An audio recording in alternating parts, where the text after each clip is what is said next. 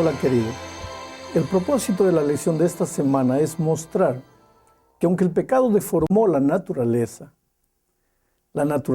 todavía puede ser una fuente de salud y de bienestar. El vivir en la ciudad alejado de la naturaleza puede de alguna manera transformarse también en un hábito malo del cual necesitamos libertarnos. La Biblia declara que al salir de las manos del Creador, la tierra era buena en gran manera, perfecta. No existía una mancha de imperfección, por mínima que fuese. Todo era bueno. Ahora, en ese todo estaba incluido el ser humano.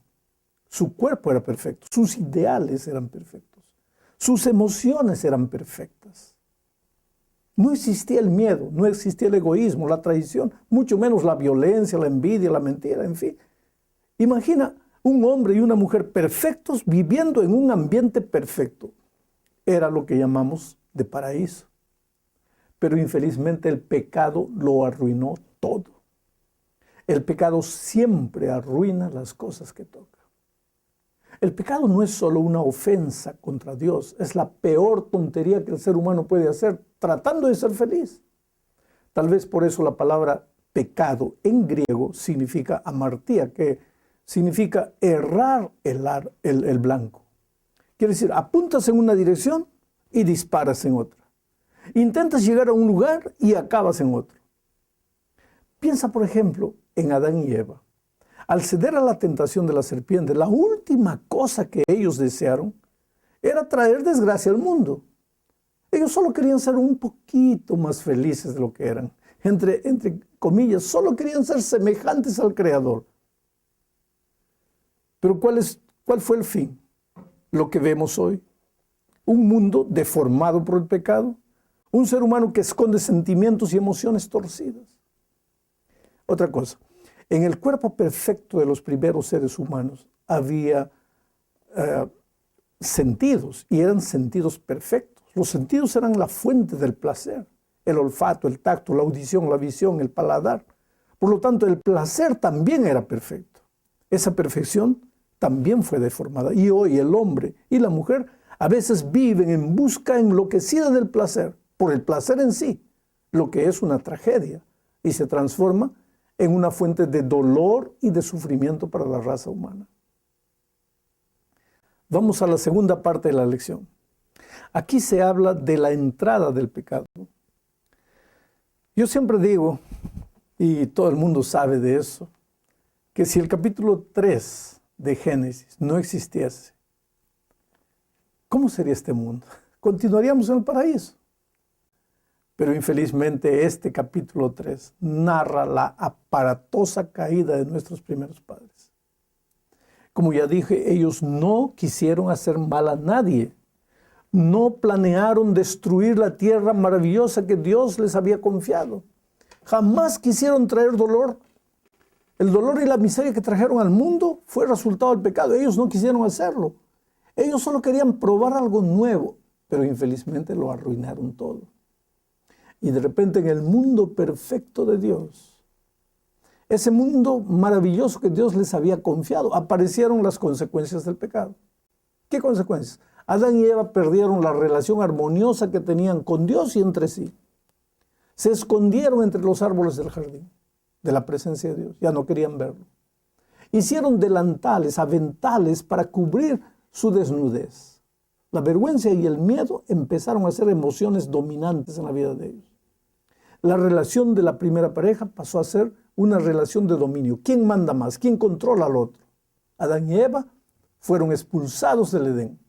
El ser humano perdió la relación armoniosa con la naturaleza. ¿Por qué? La tierra fue maldita por causa de la desobediencia. El ser humano pasó a tener dolor, a envejecer, a comer el pan con el sudor de su frente. Pero el resumen de todo es la muerte.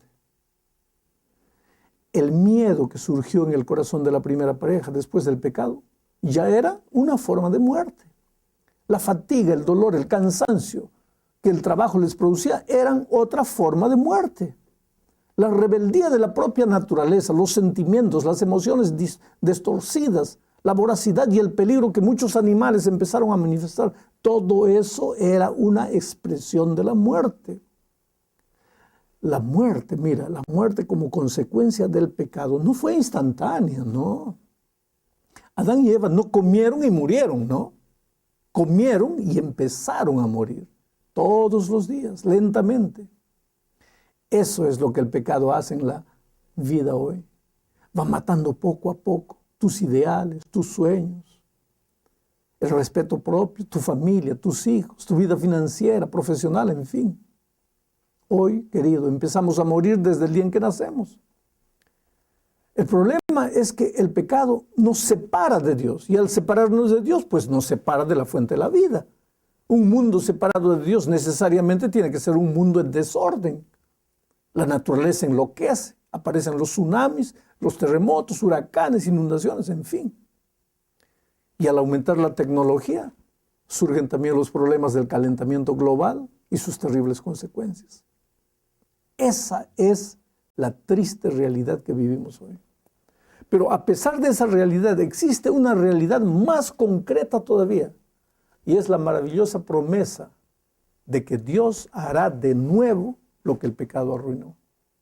Reconstruirá todo. El presente estado de cosas no durará para siempre. Nos estamos aproximando del fin de la historia, cuando Dios hará nuevas las cosas viejas. ¿Puedes creer en eso?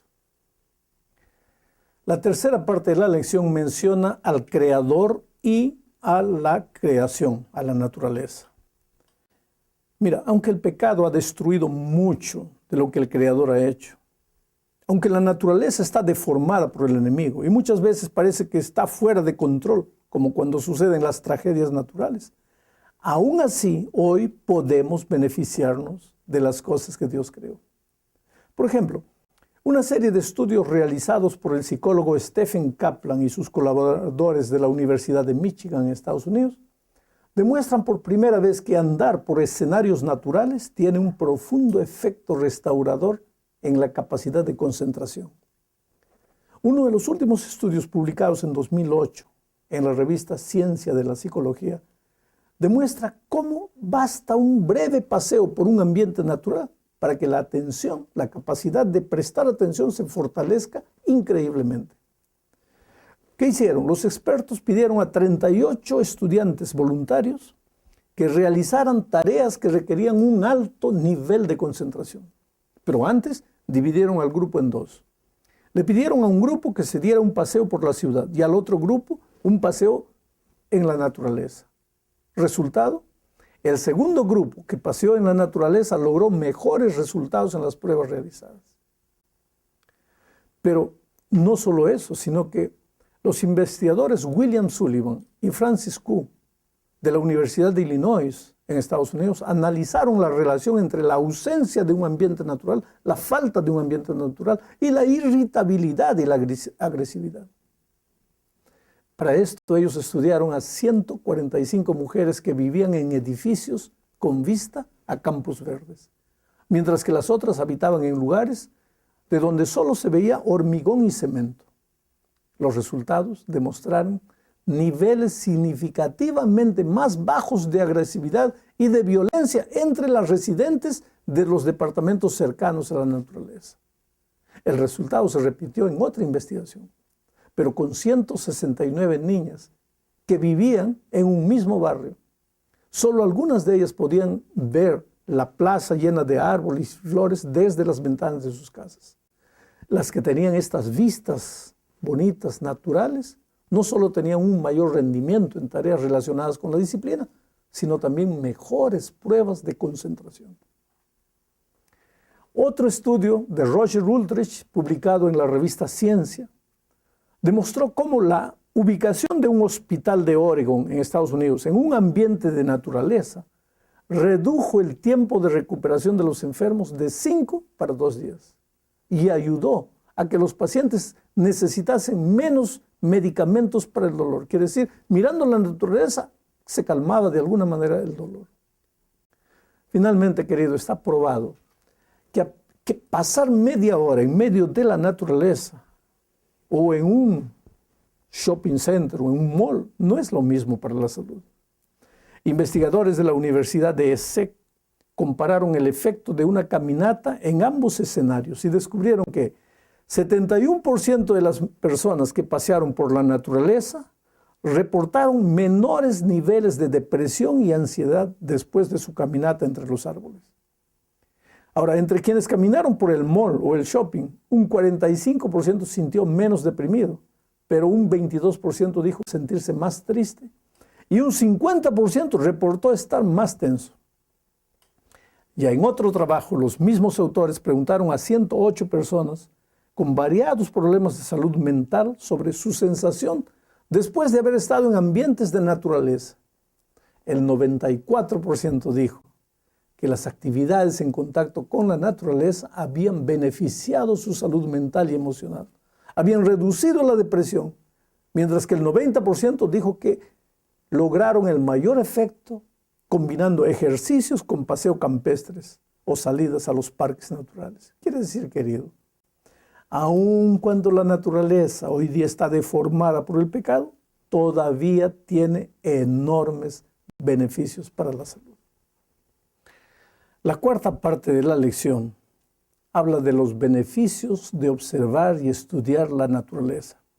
Jesús mismo lo dijo, mira, en Mateo capítulo 6, versículos 26 al 29, observa lo que dice: mirad las aves del cielo, que no siembran ni ciegan, ni recogen en graneros. Y sin embargo, vuestro Padre Celestial las alimenta. ¿No sois vosotros de mucho más valor que ellas?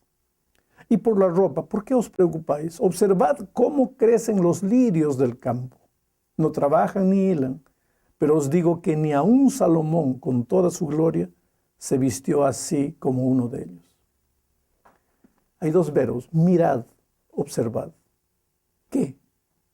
Los pajaritos, los lirios del campo. En otras palabras, mirad la naturaleza. Mira, aprende, saca lecciones de las cosas que Dios creó. Ahora entiendo por qué Dios dice que la naturaleza también es su revelación. El problema con nosotros es que vivimos corriendo. No tenemos tiempo para nada. Somos esclavos de la ciudad o entonces esclavos del trabajo, esclavos de las presiones de la vida, y no salimos de esta rutina para ver las maravillas de la creación.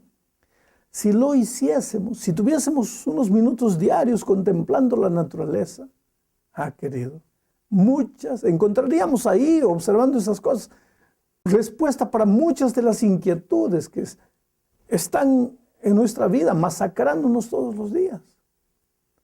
El problema es que esos detalles simples de la naturaleza pasan desapercibidos a los ojos de los viciados en la ciudad y en el trabajo. Voy a mencionar solo dos cosas que se pueden aprender de la naturaleza. Observemos el tránsito ordenado de las hormigas. ¿Cómo encuentran las hormigas el camino de regreso al nido cuando salen a buscar comida? Un grupo de investigadores británicos descubrió que algunas especies, además de dejar un rastro oloroso para poder volver, se valen de principios geométricos para trazar senderos que las ayuden a volver a casa. Por ejemplo, en el caso de las hormigas faraón, una especie de hormigas, las rutas que parten de la colonia se bifurcan en un ángulo entre 50 y 60 grados. Esto señala un artículo de la revista Nuevo Científico. ¿Qué tiene esto de particular? Cuando la hormiga que regresa al nido llega a una bifurcación, toma por instinto el camino que la obliga a desviarse menos, lo cual inevitablemente la va a conducir al hormiguero. Ese mismo artículo dice que el ángulo en que se bifurcan los senderos les facilita a las hormigas el tránsito por la red de caminos y evita que desperdicien energía al equivocarse de camino. ¿No es esto maravilloso? Pero pensemos ahora en la brújula interna de las aves. Tú sabes, muchas aves migratorias llegan a su destino con una precisión impecable tras recorrer largas y largas distancias y bajo todo tipo de condiciones climáticas. Pero ¿cómo logran esto? Los científicos han descubierto que esas criaturas perciben el campo magnético de la Tierra. Pero ¿cómo cómo lo hacen? Bueno, la revista Ciencia dice, las líneas del campo magnético varían de un lugar a otro y no siempre señalan el verdadero norte.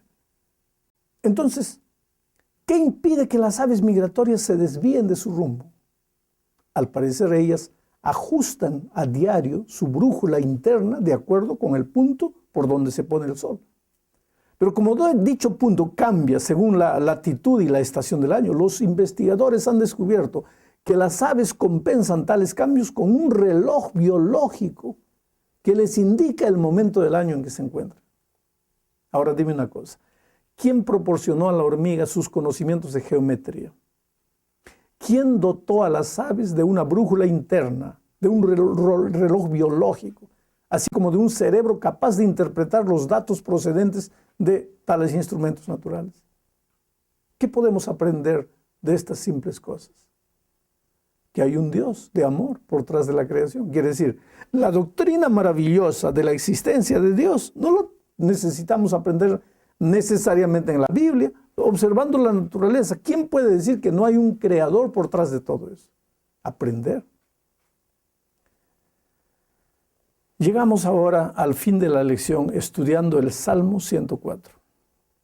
Este Salmo 104 es un salmo maravilloso que celebra la gloria del Creador y la grandeza de su creación. Es posible que Pablo estuviese pensando en el Salmo 104 cuando se dirigió a los filósofos en Atenas, pues se refiere a un Dios que se interesa en su creación. Un Dios que no abandonó a su creación como piensan los deístas. Con toda seguridad, el autor de este salmo, del Salmo 104, tenía en mente, cuando escribió este salmo, el capítulo 1 de Génesis. Aunque no haya seguido en detalle los 6 días de la creación, ni menciona la creación del hombre y la mujer, pero el salmista empieza con la luz y prosigue con la separación de las aguas y la creación del firmamento. Después menciona enseguida la creación de la vegetación, así como la aparición del sol y de la luna en el cielo, y la creación de los seres terrestres y marinos. Quiere decir, el Salmo declara que Dios es extremadamente grandioso, sabio y benigno. A pesar de vivir en un mundo que carga la maldición del pecado, la tierra sigue siendo gobernada por las leyes divinas. Pero lo que más me impresiona de todo esto es que ese creador inmensurable e infinito se preocupa por alguien tan insignificante como es el pobre pecador.